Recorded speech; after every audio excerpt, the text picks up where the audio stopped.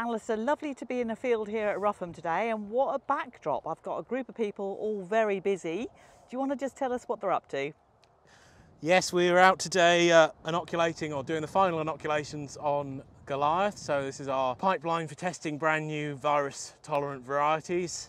Last year we saw some really promising candidates coming through from several of the breeders. And so we're testing those entries again. And as you'll have seen from in my bucket, you can see we've got hundreds, if not, well, probably millions of aphids that we're putting out today.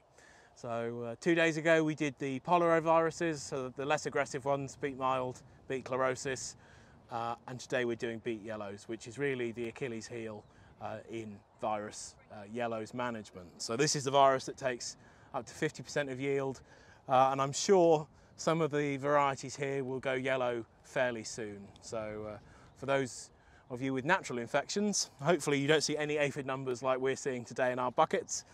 But this is likely to be the virus you'll see first. And although you say lots of aphids in your bucket, this work started many months ago with Susanna and Elna in the glasshouses. Yes, so well actually our brand new growth room is where these aphids have been reared, but they started from a very small culture.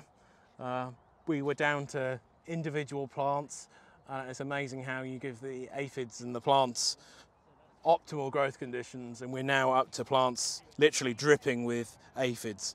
And they're all a fantastic size. They'll all have lots of virus in them, ready to go out and feed. But it's part of our major investment program into our growing facilities, and it's really come to fruition. So I think we've got about 3 times the amount of inoculum we're going to need. So it just shows you how much more efficient it is than where we used to use glass houses for the same job. So in future years, we see the trial growing bigger and bigger, so we have that capability to keep testing new material. And one of the really, I think, stunning things of this trial is when we actually see the virus in the field and see that your brassica strips and your rye strips have actually contained the virus to the spots we need. That's the plan. So hopefully this row here will go bright yellow, and this one will stay green because we haven't inoculated here in the middle discard. And we have the rye strips in the background, and hopefully you can just see the radish out there doing its job. So there to act as windbreaks or as more favourable hosts. So I better put my gloves on and give you all a hand. I think that's a good idea, Jess.